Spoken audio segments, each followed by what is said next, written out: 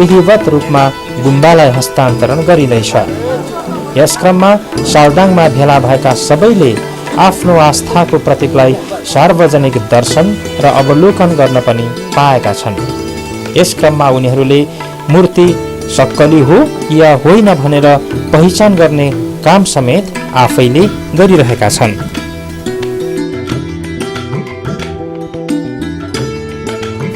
मूर्तिहरूलाई पुनर्स्थापना गर्ने क्रममा गुरु रानाग टुल्कु रिन्चेन रिम्पोचेले गुम्बामा विशेष बौद्ध पूजाको आयोजना पनि गर्नुभयो। त्यसैगरी शान्ति पूजा गरी गुरुले उपस्थितहरूलाई आशीर्वाद र प्रसाद समेत बाँड्नुभयो।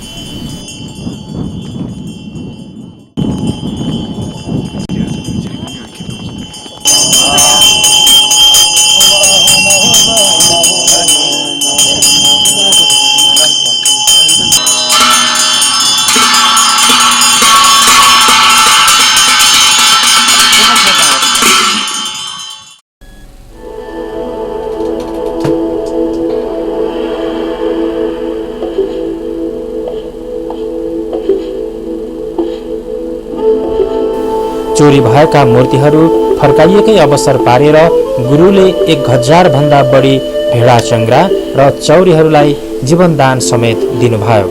यसलाई बौद्ध परम्परामा छेदर दान भनिन्छ। यसरी डोल्पावासीको महत्त्वपूर्ण आस्थाको प्रतीक, पुरातात्विक महत्त्वको बहुमूल्य सम्पत्ति अनि आफ्नो इतिहास र संस्कृतिको एउटै मात्र धरोहरका गहनालाई खोजी गरी पुनर्स्थापित गर्ने काम सम्पन्न भयो। चोरी भएका मूर्तिहरूको चुनौतीपूर्ण खोजी कार्य र पुनर्स्थापित गर्ने पवित्र कार्यमा गुरु रानाग टुल्कु रिन्चेन रिम्पोचे र यत्सेर जाङचोब्लिङ गुम्बाका उपाध्यक्ष समेत रहनुभएका समाजसेवी उर्गेन दोर्जी गुरुङले ठुलो मेहनत र कसरत गर्नुभयो। उहाँहरूको यो योगदानलाई शब्दहरूले मात्र बयान गर्न सकिँदैन, तर माथिल्लो डोल्पावासीले जुग जुगसम्म सम्झिरहनेछन्।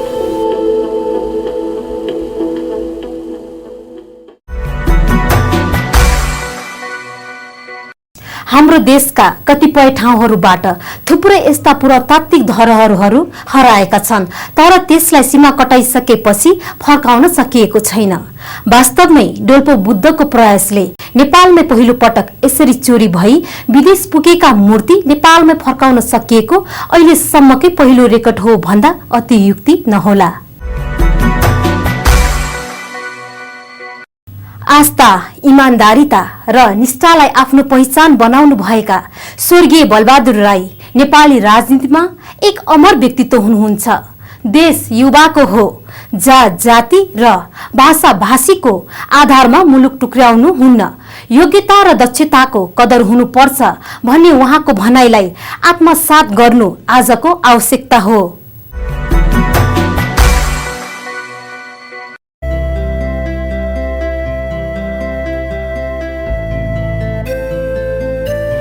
साहसीलाई पाइला चाल्नका लागि साहसीलाई छाती चाहिन्छ, अनि मात्र पहराको उकालो पनि सुगम चाहिँ हुन्छ। चुनौतीहरू हुन्छन्, तर सङ्घर्ष, निष्ठा र निरन्तरताका सामु चुनौतीहरू पराजित रहन्छन्। बलबहादुर राई सङ्घर्ष र निष्ठाको उकालो चढ्दै लोकतन्त्रको गन्तव्य छुन चाहने इमान्दार यात्रीको नाम हो। बलबहादुर राई आदर्श, त्याग र समर्पणका शिविरहरू हुँदै लोकतन्त्रको शिखर चढ्न चाहने अविश्राम आरोहीको नाम हो।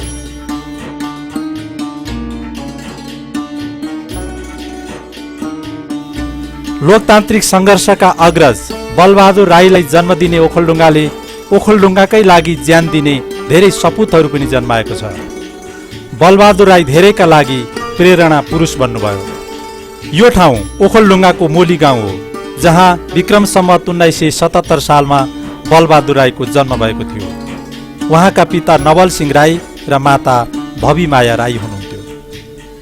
सो अध्ययनबाट शिक्षा प्राप्त गर्दै तत्कालीन सैनिक सेवामा प्रवेश गर्नुभएका बलबहादुर राई जब जहानिया शासन विरुद्ध देशमा सङ्घर्षका लहरहरू बाक्लिँदै गए, जागिर छोडेर सङ्घर्षका कार्यक्रमहरूमा सहभागी बन्न थाल्नुभयो।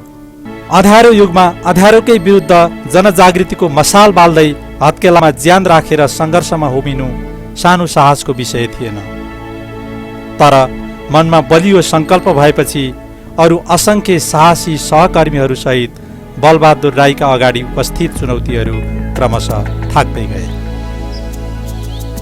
नेपाली काङ्ग्रेसको आह्वान र नेतृत्वमा सञ्चालित प्रजातन्त्र स्थापनाका लागि भएको जनक्रान्तिले क्रमशः जहानिया तन्त्रलाई पराजित गर्दै लग्यो। अन्ततः 2007 साल फागुन 7 गते नेपालमा प्रजातन्त्रको स्थापना भयो। 104 वर्ष पुरानो पारिवारिक राणा शासनको अन्त्य भयो।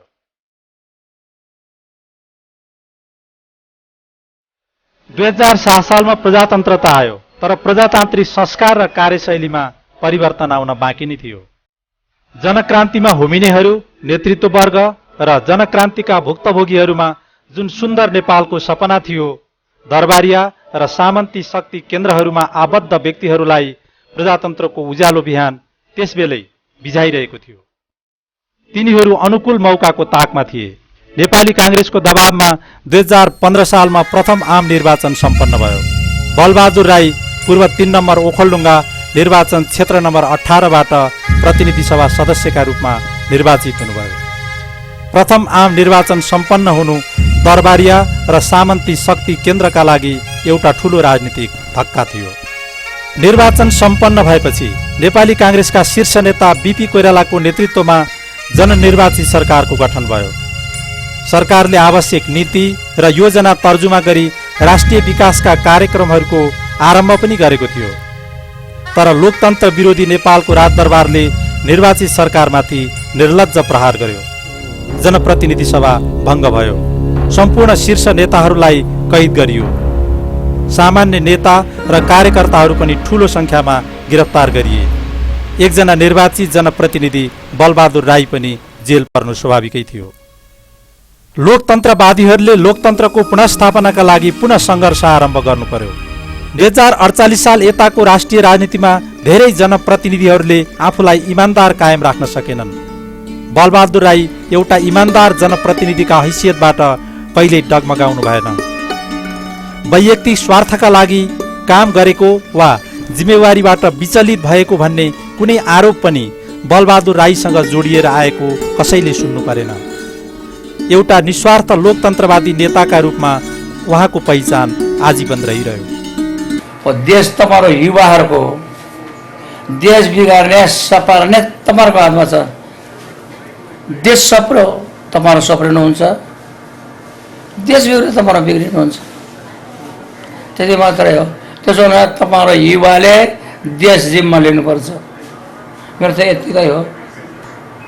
पक्षपातेर जातीयता भने लत्याइदिनुहोस् बाबा, हामी एउटा उसमा जन्मेका, एउटा नेपालमा जाउँ, हामी नेपाली हौँ। दर्शकवृन्द, अब पालो भएको छ गतिविधिको। लुम्बिनीको इतिहासलाई अझै पुरानो साबित गर्ने प्रमाणहरू खोज तलास सहित अन्य प्रसङ्गहरू अबको प्रस्तुतिमा। दक्षिण एसियाको सर्वाधिक प्राचीन बौद्ध देवल नेपाल स्थित भगवान बुद्धको जन्मस्थल लुम्बिनीमा भेटिएको छ। लुम्बिनी स्थित मायादेवी मन्दिर परिसरमा गरिएको उत्खननबाट उक्त प्राचीन बौद्ध देवल फेला परेको हो। यसअघि उक्त क्षेत्रमा फेला परेको अशोक स्तम्भलाई सबैभन्दा प्राचीन कालको मानिँदै आइएको थियो। आइतबार काठमाडौँमा पत्रकार सम्मेलन गर्दै बेलायतको दरहाम विश्वविद्यालयका प्राध्यापक रविन कनिङह्यामले एसियामा नै पहिलो पटक अशोक भन्दा माथिल्लो समयको इटाबाट निर्मित फेला परेको जानकारी दिनुभयो। प्राध्यापक रविन कनिङह्यामले नेपाली र अन्तर्राष्ट्रिय विज्ञहरूको उत्खनन टोलीको सहनिर्देशन गर्नुभएको थियो। पत्रकार सम्मेलनमा संस्कृति मन्त्रालयका सचिव सुशील घिमिरेले मायादेवी परिसरको संरचनाका लागि सरकारी प्रयास सुदृढ गर्ने बताउनुभयो।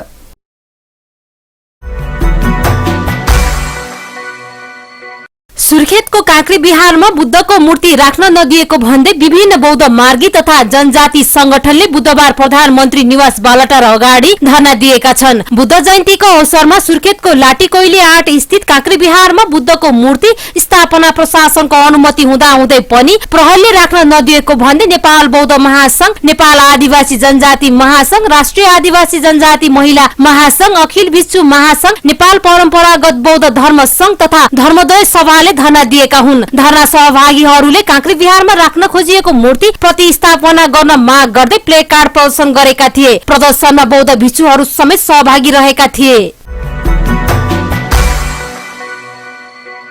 कांग्रेस नेता बलबहादुर राईको तेस्रो स्मृति दिवसका अवसरमा बलबहादुर राई प्रतिष्ठानले बिहिबार काठमाडौँमा गरेको कार्यक्रममा बोल्दै पूर्व प्रधानमन्त्री समेत रहनुभएका नेता देउवाले चुनाव बहिष्कार गरेर समस्याको समाधान नहुनेमा जोड़ दिनुभयो। कार्यक्रममा अन्य वक्ताले नेपाली राजनीतिमा स्वर्गीय राईको भूमिका अतुलनीय रहेको भन्दै राज्यले उहाँलाई सम्झनु पर्ने बताएका थिए। विभिन्न आन्दोलनमा सक्रिय भूमिका निर्वाह गर्नुभएका कांग्रेस नेता राईको 2067 साल असार 20 गते 90 वर्षको उमेरमा निधन भएको थियो। लुम्बिनीको भूगोलमा लुकेर बसेको इतिहासलाई खोज्ने क्रम अझै जारी छ। यो कार्यक्रम तपाईहरुलाई कस्तो लागिरहेको छ? केही सल्लाह सुझाव र कुनै प्रतिक्रिया भए हाम्रो यस इमेल एड्रेस sankha012@gmail.com मा पठाउन नबिर्सिनुहोला। हस्त म कार्यक्रम सञ्चालिका दीक्षा राई र मेरो सम्पूर्ण युनिटलाई बिदा दिनुस्। नमस्कार।